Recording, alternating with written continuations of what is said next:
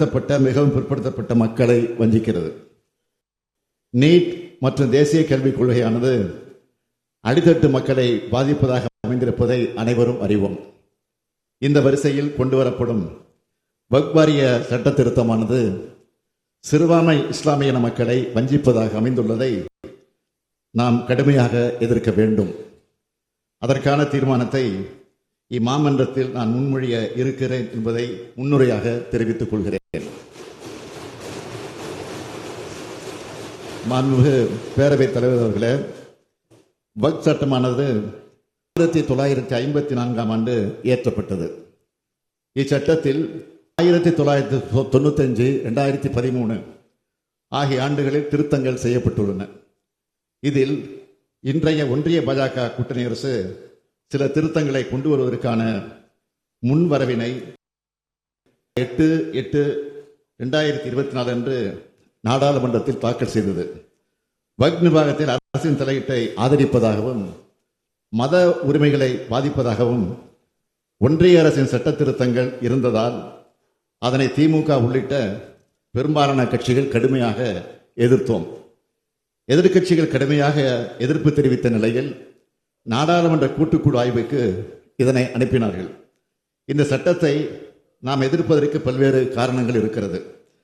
வக்ஃப் சட்டத்தை திருத்துவதன் மூலம் ஏற்படக்கூடிய மோசமான விளைவுகள் சிலவற்றை இம்மாமன்றத்தில் பதிவு செய்ய விரும்புகிறேன். வக்ஃப் சட்டத்தை ஒன்றிய அரசு திருத்த நினைக்கிறது. இதன் மூலம் மத்திய வக்ஃப் கவுன்சில் மற்றும் மாநில வக்ஃப் வாரியங்களின் கட்டமைப்பு மாற்றப்பட்டு அரசாங்கத்தின் கட்டுப்பாடு அதிகரிக்கிறது. இது வக்ஃப் நிறுவனங்களின் சுயாட்சியை பாதிக்கும்.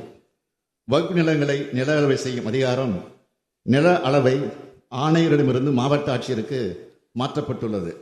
இதன் மூலமாக வக்ஃப் நிலவரம் குறித்து முடிவு செய்யும் அதிகாரம் வக்ஃப் வாரியத்திடமிருந்து நீக்கப்பட்டுள்ளது.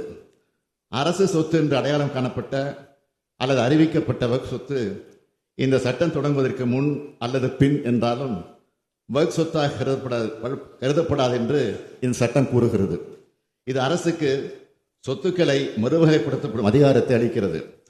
5 ஆண்டுகளுக்கு குறையாமல் இஸ்லாமிய பின்பற்றிய ஒரு நபர் மட்டும் வக்ஃப் அறிவிக்க முடியும் என்று கட்டுப்படுத்துகிறது. இது முஸ்லிம் அல்லாதவர்களால் உருவாக்கப்பட்ட வக்ஃப்களை செல்லாது என்று ஆக்கலாம் என்ற அச்சத்தை உருவாக்குகிறது. இஸ்லாமிய மக்களில் 2 குறிப்பிட்ட வகுப்பினருக்கு தனி சொத்து வாரியம் உருவாக்க முயற்சி செய்கிறார்கள். மாநில வக்ஃப் வாரிய உறுப்பினர்களுக்கும் தலைவருக்கும் தேர்தல் முறையானது ரத்து செய்யப்பட்டுள்ளது. மாநில வக்ஃப் வாரியங்களில் 2 முஸ்லீம் அல்லாத உறுப்பினர்களை சேர்க்க வேண்டும் என்று இந்த சட்டம் கட்டாயப்படுத்துகிறது. இது முஸ்லிம்களின் மத நிர்வாகத்தில் அரசு தலையிடுவதாகும். வக்ஃப் சொத்துக்களை பதிவு செய்யும் முன் மாவட்ட ஆட்சியை சரிபார்க்க வேண்டும் என்று இந்த சட்டம் கூறுகிறது. இது அரசு இந்த சொத்துக்களை கைப்பற்றுவதற்கான வாய்ப்பை உருவாக்குவதாக முஸ்லிம்கள் அச்சப்படுகிறார்கள்.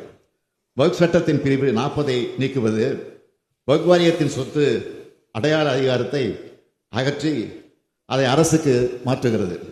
இது அரசியலமைப்பின் பிரிவு 26 கீழ் மத சுதந்திரத்தை மீறுவதாகும். வக்ஃப் பயனர் வக்ஃப் பை யூசர் என்ற பிரிவை நீக்க திட்டமிட்டுள்ளார்கள். நீண்டகால பயன்பாட்டின் அடிப்படையில் வக்ஃப் சொத்துக்களை அங்கீகரிக்கும் பாரம்பரியத்தை இது அகற்றுகிறது. இது முஸ்லிம் சமூகத்தின் உணர்வுகளை புண்படுத்துவதாக உள்ளது. லிமிட்டேஷன் ஆக்ட் என்று சொல்லப்படும் காலவரையறை சட்டம் வக்ஃப் சொத்துக்களுக்கும் பொருந்தும் என்று சொல்லப்பட்டுள்ளது.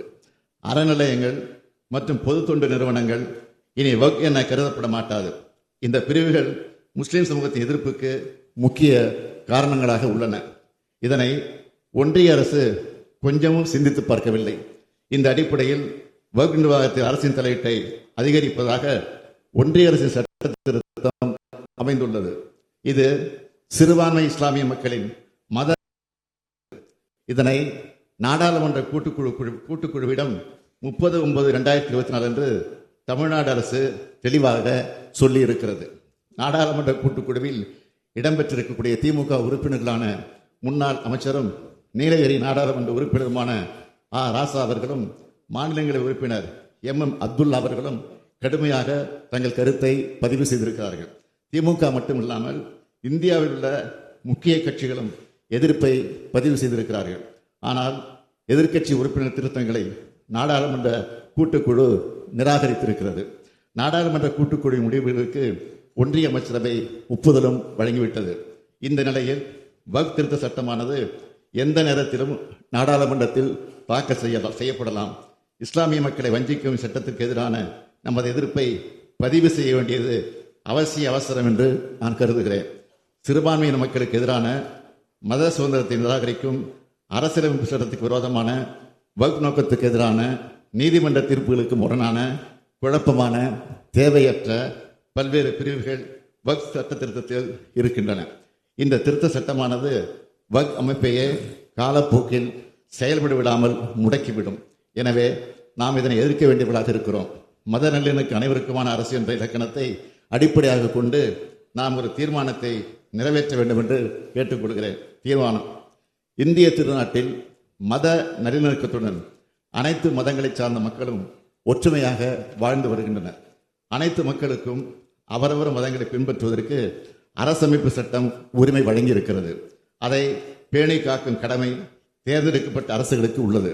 ஆனால் அதற்கு மாறாக சிறுபான்மையின இஸ்லாமிய சமுதாய மக்களுக்கு கடுமையான பாதிப்புகளை ஏற்படுத்தும் வகையில் 1995 ஆண்டின் வக்ஃப் சட்டத்தினை திருத்துவதற்கு கடந்த 2024 ஆண்டு ஆகஸ்ட் மாதம் ஒன்றிய அரசு மக்களவையில் அறிமுகம் செய்துள்ள வக்ஃப் வாரிய திருத்த சட்ட முன்வடிவினை வக்ஃப் அமெண்ட்மெண்ட் பில் 2024 முழுமையாக திரும்பப் பெற வேண்டும் என்று ஒன்றிய அரசை இப்பேரவை வலியுறுத்துகிறது என்ற தீர்மானத்தை நான் முன்மொழிந்து அமைகிறேன்.